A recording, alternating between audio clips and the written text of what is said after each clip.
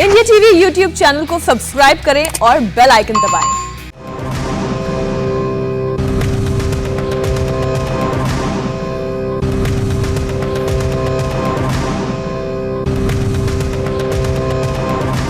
नमस्कार, मैं हूं सौरभ शर्मा और आप इंडिया टीवी पर आज दिन भर देख रहे हैं स्वास्थ्य सम्मेलन। देश भर में कोरोना के जो आंकड़े आ रहे हैं वो डराने वाले हैं। अगर हम दिल्ली की बात करें तो पिछले 24 घंटे में दिल्ली में 10,732 कोरोना केस आए, 39 लोगों की मौत हो गई। अब से थोड़ी देर में हमारे साथ होंगे दिल्ली के मुख्यमंत्री अरविंद केजरीवाल। हम उनसे पूछेंगे कि दिल्ली में बढ़ते कोरोना मामलों को रोकने के लिए उनकी अब आगे क्या रणनीति होगी। बहुत सारे राज्य अब लॉकडाउन के बारे में बात करने लगे हैं। क्या दिल्ली में भी लॉकडाउन एक पॉसिबिलिटी है? और हम स्वागत करते हैं दिल्ली के मुख्यमंत्री अरविंद केजरीवाल का। हमारे साथ लाइव जुड़ चुके हैं। अरविंद जी, आपका बहुत बहुत स्वागत है। नमस्कार। नमस्कार। आपने आज नमस्कार, सबको नमस्कार जी। वैसे तो जो आंकड़े होते हैं कोरोना के 24 घंटे के वो शाम को जारी होते हैं, लेकिन आज आप सुबह जब दिल्ली वासियों से बात कर रहे थे तो आपने खुद ही बता दिया और ये तय हुआ कि पिछले दिनों से लगातार जो रफ्तार मिली हुई है कोरोना को वो अभी भी बढ़ रही है। तो सबसे बड़ा सवाल तो ये है कि एक वक्त आ गया था जब दिल्ली में 100-200 एक दिन के केसेस भी आ रहे थे, वो 10,000 तक कैसे पहुंच गए? यही पूरे देश के अंदर आप देख रहे हैं सौरभ जी, पूरे देश में केसेस बढ़ रहे हैं इस टाइम। सारे स्टेट्स में केसेस बढ़ रहे हैं। उसी तरह से दिल्ली में भी केसेस बढ़ रहे हैं। कुछ एक्सपर्ट्स का ये मानना है कि शायद कोई ऐसा स्ट्रेन आया है इसका कोरोना का जो बहुत ज़्यादा तेजी से फैल रहा है। आप ये देखिए कि परसों दिल्ली में 8,000 के करीब केस थे, कल 10,500 24 घंटे में 10,500 केसेस आ गए हैं। अगर इस तेजी से केसेस बढ़ेंगे तो आप सोच सकते हैं कि ये काफी चिंता का विषय है। अरविंद जी, मैं आज दिन में बात कर रहा था केंद्रीय स्वास्थ्य मंत्री जी से, डॉक्टर हर्षवर्धन से। उन्होंने ये कहा कि एक तो लोगों के अंदर एक किस्म की भावना आ गई थी अब कोरोना खत्म हो गया, क्योंकि मामले बहुत कम हो गए थे। फिर त्योहार वगैरह भी आए, होली भी हुई है, तो उसमें लोगों से भी ढिलाई हुई। लेकिन उन्होंने कहा कि कहीं ना कहीं इन्फोर्समेंट की भी कमी रही है। वो किसी एक सरकार की बात नहीं कर रहे थे, अपने लिए भी कह रहे थे। क्या सरकारों ने भी ये मान लिया था कि अब शायद कोरोना का वर्स्ट जो है वो हमारे पीछे जा चुका है? ये जरूर है। जब केसेस 200 से कम आ गए थे, 1-2 दिन तो ऐसे भी थे दिल्ली में जब 100 से कम केस आ गए थे। देश भर में एक टाइम ऐसा था जब 12,000 से कम केसेस पूरे देश में आ रहे थे। तो एक लगने लगा था कि शायद अब कोरोना बीते काल की चीज हो गई है, कोरोना से मुक्ति मिल गई है लोगों को, और लोग अपनी जिंदगी नॉर्मल रूटीन में जीने लगे थे। तो लोग भी कैजुअल हो गए थे, सरकारें भी कैजुअल हो गई थी, वो भी एक कारण है। लेकिन जितनी तेजी से ये बढ़ रहा है, मैं मानता हूं कि केवल वो कारण नहीं है। शायद जो एक्सपर्ट्स कह रहे हैं कि कोरोना की जो स्ट्रेन इस बार अटैक की है वो स्ट्रेन बहुत ज़्यादा अलग किस्म की स्ट्रेन है, बहुत ज़्यादा तेजी से फैल रही है। नहीं, ये बात भी आई है। डॉक्टर गुलेरिया जो एम्स के डायरेक्टर हैं, उनसे भी हमने बात की। उन्होंने भी ये बात कहा कि हम ये मुमकिन है कि ये नया स्ट्रेन है और ये ज़्यादा इन्फेक्शियस है। तो लेकिन वो ये भी कह रहे थे कि इसके साथ साथ ये स्ट्रेन कम जानलेवा भी साबित हो रहा है। अब सवाल ये है कि आपके पास क्या मॉडल है ये प्रेडिक्ट करने का कि दिल्ली को कितनी ज़रूरत है कोरोना बेड्स की, कितनी ज़रूरत है ऑक्सीजन बेड्स की, कितनी वेंटिलेटर्स की? इसको आप कैसे प्रेडिक्ट करें जब बेतहाशा मामले बढ़ रहे हो?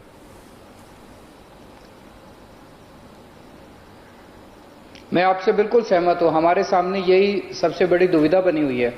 लेकिन जितनी तेजी से केसेस इस टाइम बढ़ रहे हैं, हमारा ये मानना है कि हमें अपनी पूरी अल्टीमेट लिमिट तक की तैयारी करनी पड़ेगी। अब कोई ढिलाई नहीं दे सकते। अब हमारे पास समय नहीं है। अगर समय इस चीज को सोचने का भी नहीं है कि कितना और तैयारी करें। जितनी मैक्सिमम से मैक्सिमम तैयारी हम कर सकते हैं उतनी तैयारी हम करेंगे। उसके बावजूद भी अगर स्थिति कंट्रोल में नहीं आई तो फिर शायद लॉकडाउन करने के लिए मजबूर होना पड़े। लेकिन हम नहीं चाहते कि लॉकडाउन हो, क्योंकि लॉकडाउन से लोगों की नौकरियां चली जाती हैं, दुकानें बंद होती हैं, लोगों के कमाई खत्म हो जाती है, बहुत ज़्यादा पीड़ा, लोगों को दर्द सहना पड़ता है लोगों को। हम नहीं चाहते कि लॉकडाउन हो। तो अभी हम पूरी कोशिश करें। लॉकडाउन तभी करेंगे जब हमें ये लगेगा कि हमारा अस्पताल कम पड़ रहे हैं और अस्पताल में इलाज न मिलने की वजह से लोगों की मौतें होने लग गई हैं। तो फिर लोगों की जिंदगियां बचानी जरूरी हो जाएगी। अभी तो हम मानते हैं कि आज की स्थिति जो है इसको हम कंट्रोल में रखे हुए हैं। तो इस वक्त आपका फोकस क्या है? आप एक तो लोगों से कंप्लायंस कैसे कराएंगे और अपनी कैपेसिटी को आप कैसे आगे बढ़ा रहे हैं?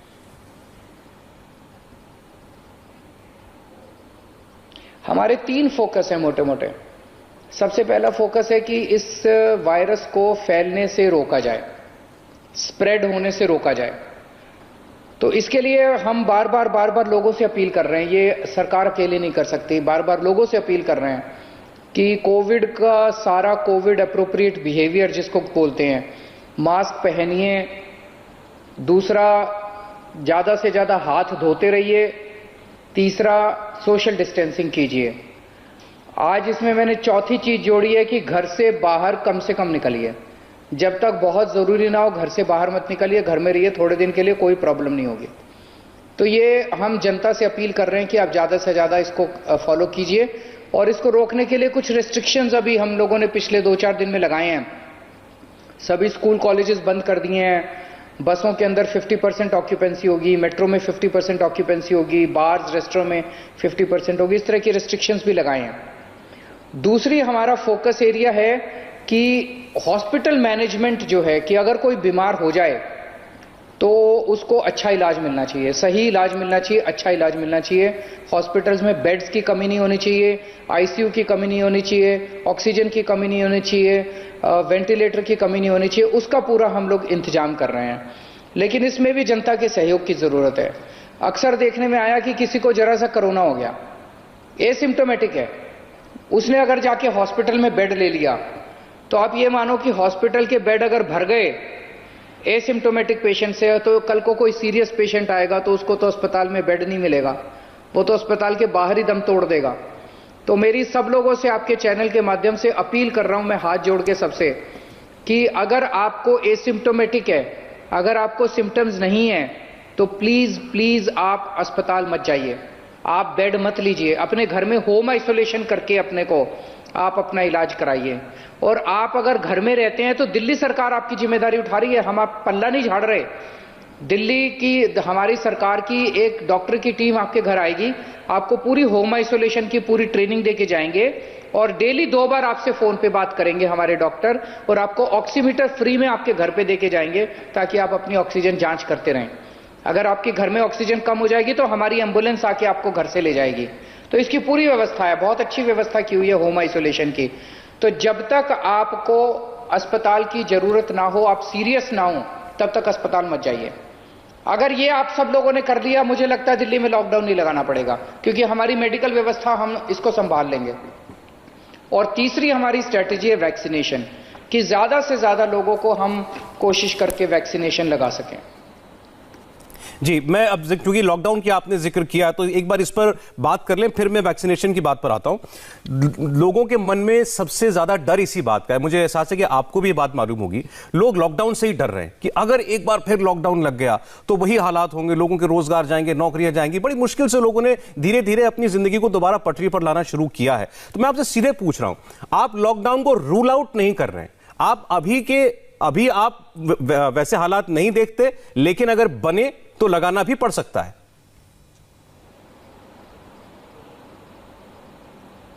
मैं कैसे रूल आउट कर सकता हूं, क्योंकि मान लीजिए ऐसी स्थिति बनती है कि अस्पतालों में बेड्स की भारी कमी हो जाती है, अस्पतालों के बाहर लाइनें लग जाती हैं पेशेंट्स की, और अस्पतालों में बेड ना मिलने की वजह से लोगों की डेथ होने लग जाती है। लॉकडाउन क्या करता है, मैंने बार बार हमेशा ये बोला, मैं हमेशा लॉकडाउन के खिलाफ रहा हूं। लॉकडाउन कोरोना की इलाज नहीं है लॉकडाउन केवल इतना करता है कि कोरोना की स्पीड को कम कर देता है। आज जितनी तेजी से केस बढ़ रहे हैं, ये स्पीड कम हो जाएगी, लेकिन जब लॉकडाउन खुलेगा फिर से केस ज्यादा बढ़ने लग जाएंगे। तो अगर हमारे अस्पतालों में बेड की कमी पड़ गई तो हमें कुछ दिन के लिए हो सकता है लॉकडाउन करना पड़े, ताकि हम अस्पतालों के अंदर और बेड की इंतजाम कर सकें, ताकि लॉकडाउन खुलने पे हम उसका जैसे मैं आपको उदाहरण देता हूं, पिछले साल जून के महीने में पहला पीक आया था दिल्ली के अंदर, सितंबर में दूसरा पीक आया था, और नवंबर में तीसरा पीक आया था। दिल्ली में ये चौथा पीक है।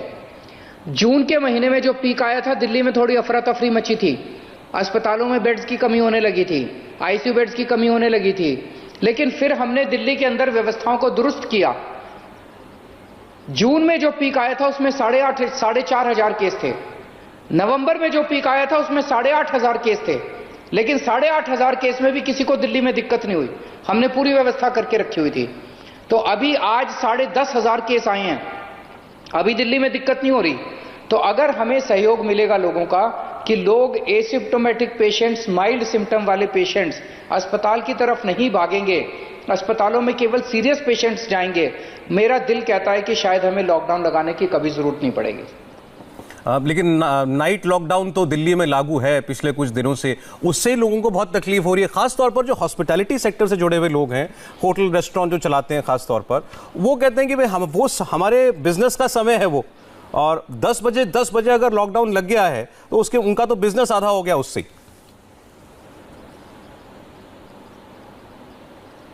मैं सहमत हूं आपसे। मैं उन सब लोगों से हाथ जोड़ के कहना चाहता हूं कि हमें भी लॉकडाउन लगाने में, रिस्ट्रिक्शंस लगाने में कोई मजा नहीं आता। हमने कहा बसों में 50% लोग जाएंगे, हमें कोई मजा नहीं आता। हमने कहा 50% लोग रेस्टोरेंट में, केवल हमें मजा नहीं आता। मुझे भी बड़ा दुख होता है जब मैं देखता हूं कि लोगों की रोजी रोटियां जा रही हैं। मुझे भी बड़ा दुख होता है जब बिजनेस लोगों के ठप हो रहे हैं। उनका मुख्यमंत्री होने के नाते मैं चाहता हूं कि उनका बिजनेस फले फूले, लेकिन ये जो सब कर रहे हैं ये अपने आप ही के लिए कर रहे हैं, आप ही की सुरक्षा के लिए कर रहे हैं, ताकि आपके घर में किसी को कोरोना ना हो। अब आपने वैक्सीनेशन हम मजबूरी में कर रहे हैं, हम चाह के नहीं कर रहे जी, और मेरे ख्याल से लोग इस बात को समझते भी हैं, क्योंकि कोई नहीं चाहता कि उनके घर में बीमारी आए। अब वैक्सीनेशन का जहां तक सवाल है, वैक्सीन एक तरफ केसेस बढ़ रहे हैं, दूसरी तरफ वैक्सीनेशन की रफ्तार बढ़ रही है। आपने आज दिन में यह भी कहा कि आप घर घर जाकर लोगों को टीका लगाने के लिए तैयार हैं, केंद्र सरकार इसकी इजाजत दे दे। यह सवाल मैंने पूछा डॉक्टर हर्षवर्धन से, उन्होंने कहा कि यह कहना बड़ा आसान है, करना बहुत मुश्किल है। और दूसरी बात यह है कि इतने लोगों को वैक्सीन लगाने के लिए वो वैक्सीन होनी भी चाहिए, उसकी कैपेसिटी है, लिमिटेड कैपेसिटी है उसकी प्रोडक्शन की, और ऐसे हर किसी को नहीं दी जा सकती।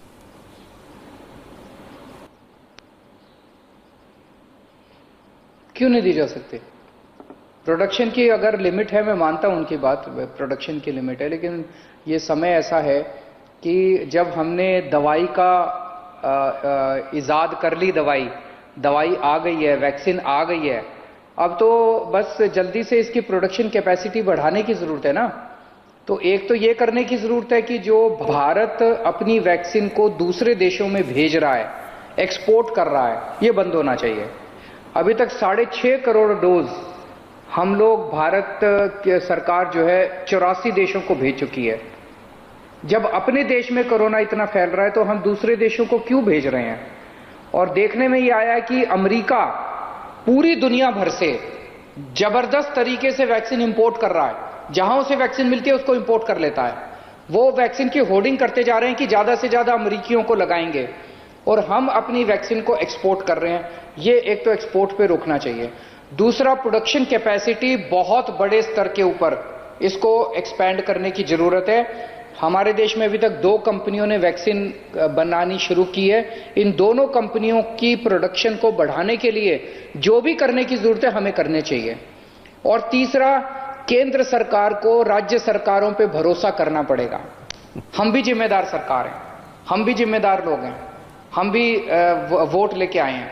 हमारे जितने ऑफिसर्स हैं वो भी जिम्मेदार हैं, हमारे जितने डॉक्टर्स हैं वो भी जिम्मेदार हैं।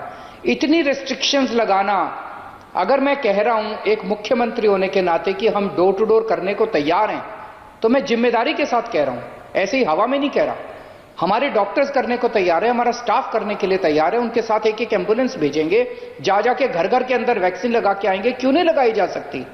अभी जब प्रधानमंत्री जी ने मीटिंग ली मुख्यमंत्रियों की, उसमें 3-4 मुख्यमंत्रियों ने कहा कि जी हमें अगर आप सफिशिएंट वैक्सीन प्रोवाइड कर दें, हम 3-4 महीने के अंदर अपनी पूरी राज्य के अंदर सबको वैक्सीनेट कर देंगे।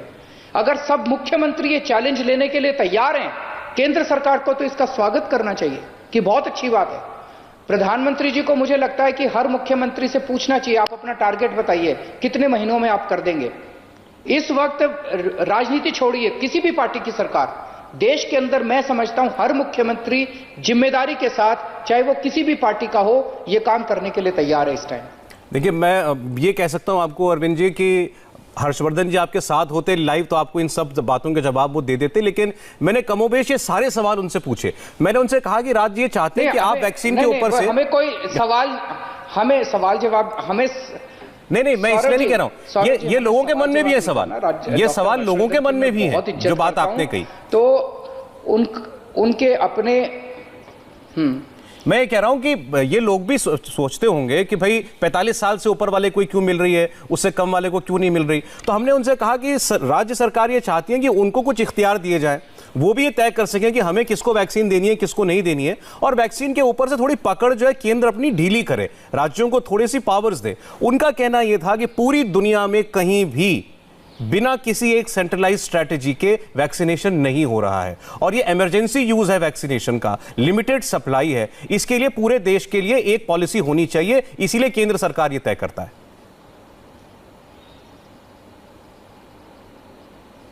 पर ये वर्क नहीं कर रहा ना। आप देखिए सौरभ, एक तरफ बड़ी विसंगति है, आयरनी है, विरोधाभास है।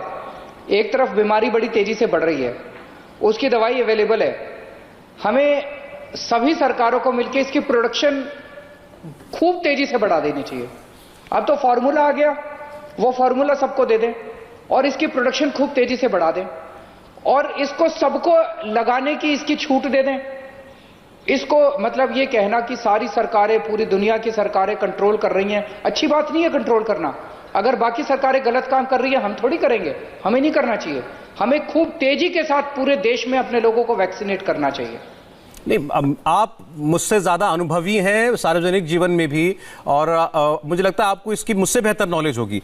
लेकिन अगर कोई कंपनी, जिस आपने कहा फॉर्मूला आ गया, वो फॉर्मूला एक कंपनी का है। ये वैक्सीन निर्मित जो ये ब्रिटेन में हुई है, यहाँ किसी करार के तहत वो सीरम इंस्टीट्यूट उसको बना रहा है। ऐसी भारत बायोटेक ने एक वैक्सीन बनाई है, वो उसकी इजाद की हुई चीज है। आपको लगता है मुमकिन है कि उसकी मास प्रोडक्शन के लिए वो फॉर्मूला सब में बांट दिया जाए? नहीं, फॉर्मूला बांटने के अब ये सब वर्कआउट किया जा सकता है सौरभ। अभी एक टीवी डिबेट के अंदर प्रोडक्शन फैसिलिटी बढ़ाई नहीं जा सकती, लेकिन आप सीरम इंस्टीट्यूट की कैपेसिटी बढ़ा दीजिए ना। सीरम इंस्टीट्यूट के नाम पे ही वो सब हो जाए। सीरम इंस्टीट्यूट के ही 10 प्लांट और खुलवा दीजिए उन लोगों के। ये जो दोनों कंपनियां, इन्हीं दोनों कंपनियों के प्लांट और खुलवा दीजिए। अगर हम करना चाहें कर सकते हैं। नहीं, पर इसमें टाइम तो लगेगा, ये आप मानते हैं। प्लांट तो रातों रात खड़ा नहीं हो सकता, और सरकार, केंद्र सरकार ये कह रही है हम भी उनकी कैपेसिटी में बढ़ाने में योगदान दे रहे हैं।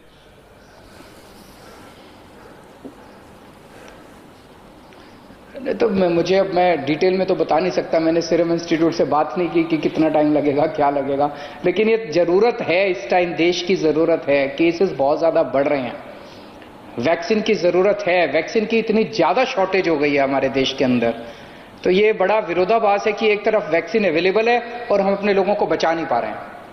अच्छा, आप भी इस बात को मानते हैं कि दिल्ली में भी वैक्सीन की कमी हुई है, और दिल्ली में भी क्या आपको कोई वैक्सीनेशन सेंटर बंद करने पड़े हैं?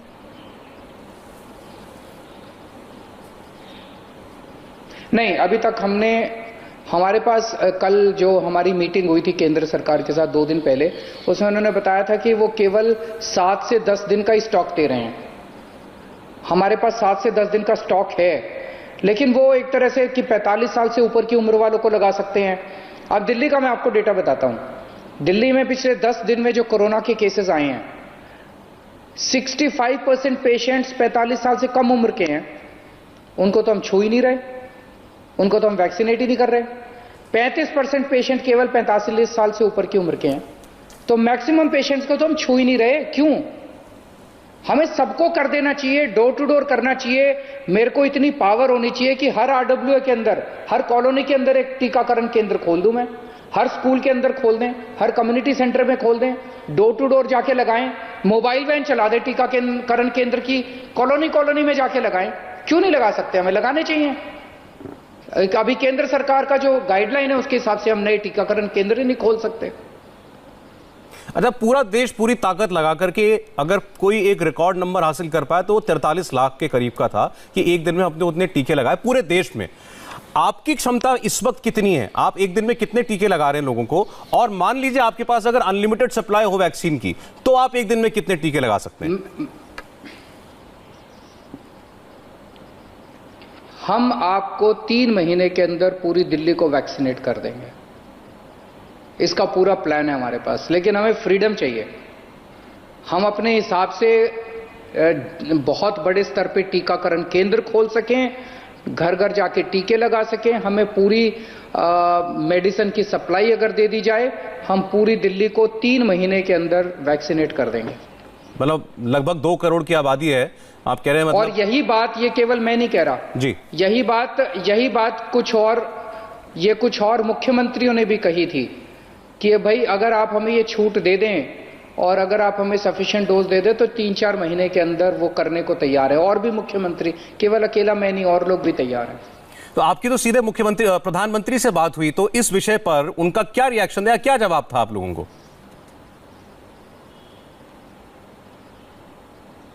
मैं इसमें कोई फिंगर पॉइंटिंग नहीं है। मैं उम्मीद करता, वो पूरा काम कर रही है, केंद्र सरकार भी लगी हुई है, केंद्र सरकार को भी चिंता है। तो मैं समझता हूं कि वो अपने तरीके से जो भी उनके अपने कंस्ट्रेंट्स होंगे, मैं जरूर, ऐसा नहीं है कि वो नहीं चाहते, वो भी चाहते ही हैं, तो उनके अपने कंस्ट्रेंट्स होंगे, उन कंस्ट्रेंट्स के अंदर वो काम कर रहे हैं। जी, अच्छा सर, 1-2 सवाल और हैं केवल। एक तो कि क्या आपके पास इस वक्त किसी भी लेवल पर किसी चीज की शॉर्टेज है? वेंटिलेटर की शॉर्टेज हो, दवा की शॉर्टेज हो? कई लोग जो हैं, जो ट्रीटमेंट में यूज होती हैं दवाएं, इंजेक्शन, उनकी होर्डिंग करने लगे हैं, कालाबाजारी करने लगे हैं। ऐसी कोई परिस्थिति तो नहीं है दिल्ली में? अभी दिल्ली में ऐसी परिस्थिति नहीं है। मैं मिनट टू मिनट, मैं डे टू डे भी नहीं कहूंगा, मैं मिनट टू मिनट स्थिति पे नजर रखे हुए हूं। वेंटिलेटर्स भी, और आपको ऐप भी दे दिया है, दिल्ली सरकार का एक ऐप हम लोगों ने बनाया था, अभी वो काफी काम आ रहा है। कितने बेड्स अवेलेबल है, कितने आईसीयू बेड्स अवेलेबल है, ऑक्सीजन हमारे पास कितनी है, हमारे पास वेंटिलेटर है कि नहीं है। अभी फिलहाल दिल्ली की स्थिति काफी कंट्रोल में है। अच्छा, आखिरी सवाल अरविंद जी, आपने 1 साल दिल्ली को इन परिस्थितियों के बीच संभाला है, अभी आप क्या देख पा रहे हैं? ये कब हमें इस बीमारी से आजादी मिल पाएगी?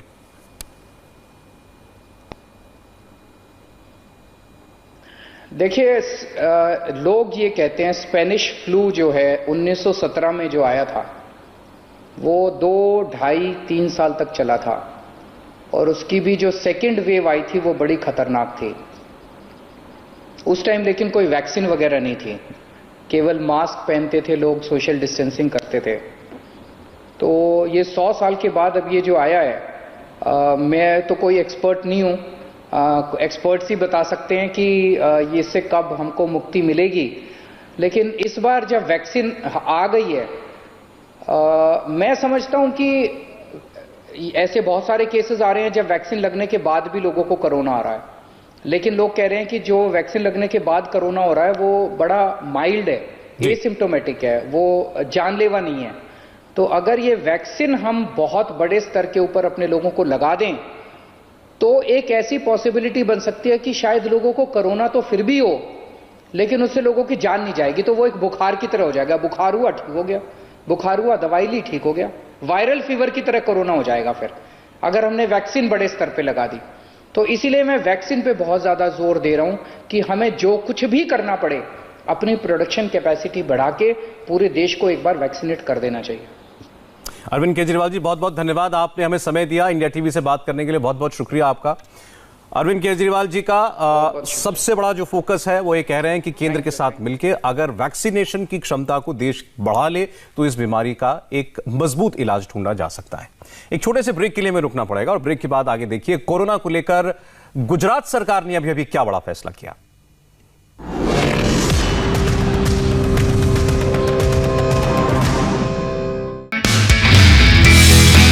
नमस्ते, मैं हूं मीनाक्षी जोशी। वीडियो और खबरों से अपडेट रहने के लिए India TV YouTube channel subscribe करें, बेल आइकन दबाना ना भूलें। जुड़े रहें इंडिया टीवी के साथ।